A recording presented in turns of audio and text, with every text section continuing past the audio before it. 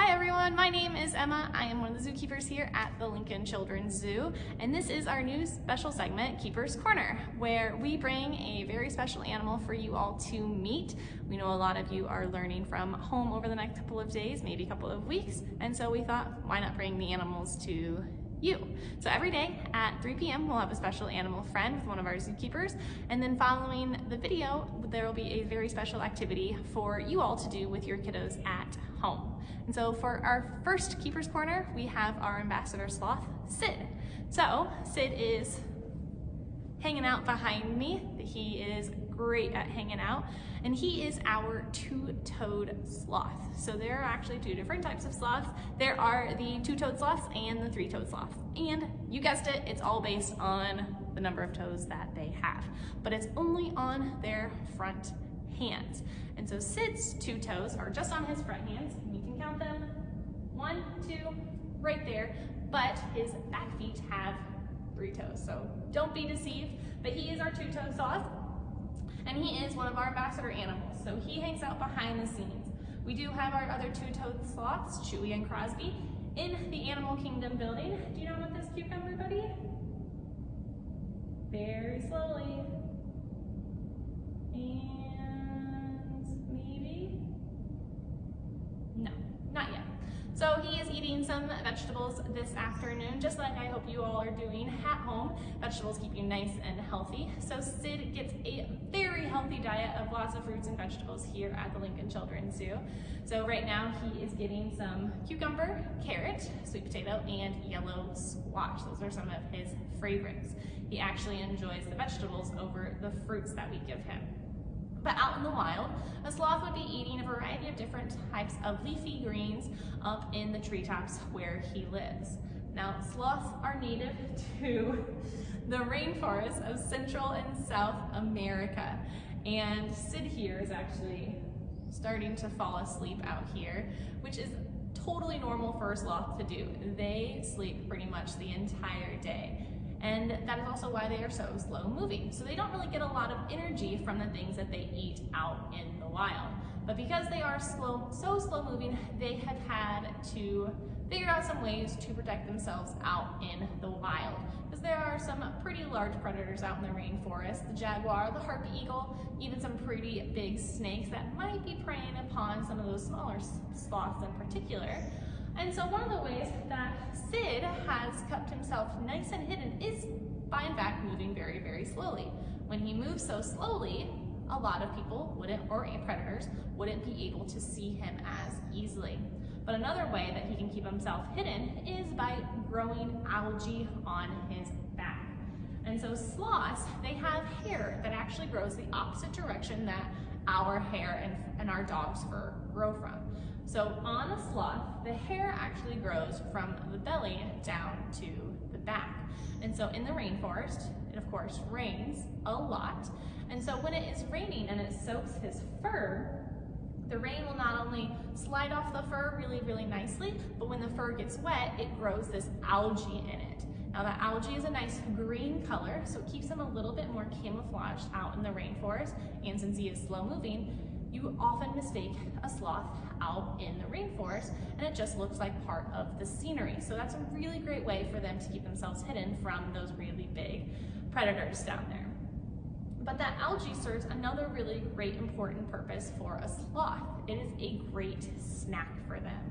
So imagine growing maybe potato chips or cookies right on your back. That's basically what the algae is for a sloth. So it'll grow in the fur after it rains, after his fur is nice and wet. That algae will grow in his fur. He'll take his 2 toes, he'll scrape them right along his back, and then he has a nice tasty snack that afternoon. So the algae serves 2 really great things, camouflage and a tasty treat, which is pretty cool. I wish I could grow maybe pizza on my back. Pizza is my favorite snack. So yep, he's definitely just falling asleep right there. Pretty cool. But he spends his entire life up in the treetops. In fact, they only come down from the treetops about once a week to do something that we would do several times a day, and that is to go to the bathroom. And so a sloth can actually hold a whole gallon of urine in their body before they ever have to climb down from the trees to go to the bathroom. And so they climb down from the tree and they kind of go right at the base of their tree, and because if you think about it, if they were to go to the bathroom way up high in the treetops, it would give away their location to those predators out in the rainforest. And so when they come down from the trees, they will get rid of all of that stuff.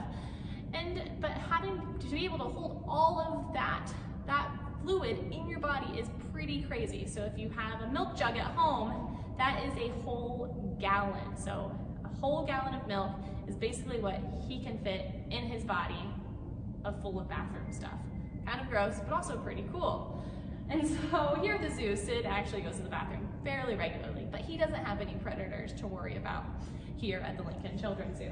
Oh, hi, are you awake now? Do you want, let's see, a sweet potato? Maybe? Yes, he loves his sweet potato, but he is a little bit on the spoiled side.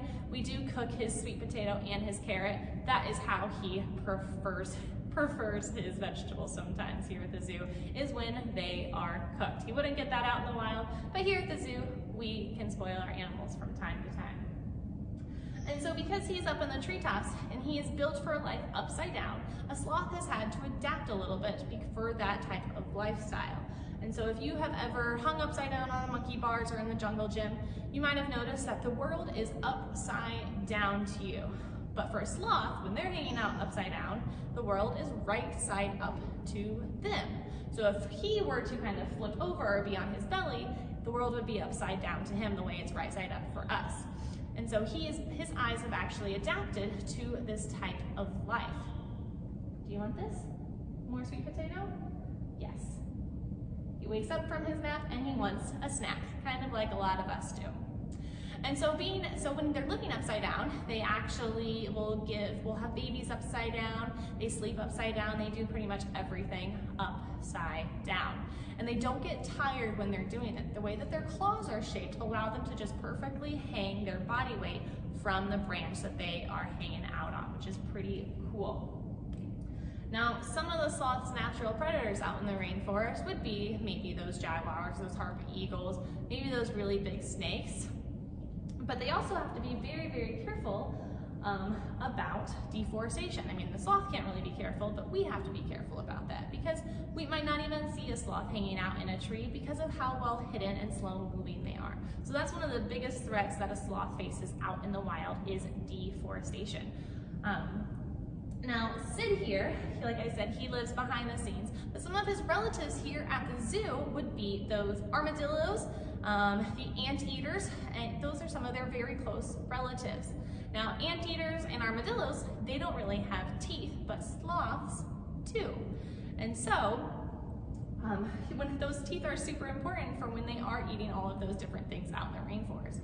Now, they might even occasionally eat an egg or two, and maybe an insect would crawl into their mouth, so they do get a little bit of protein in their daily diet, but they tend to eat those leaves out in the rainforest too.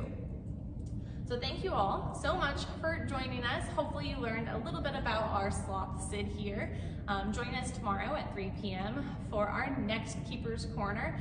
And like I said, stay tuned for a very special activity about sloths that you can do at home with your kids while you guys are learning from home. So thank you so much. We will see you all next time.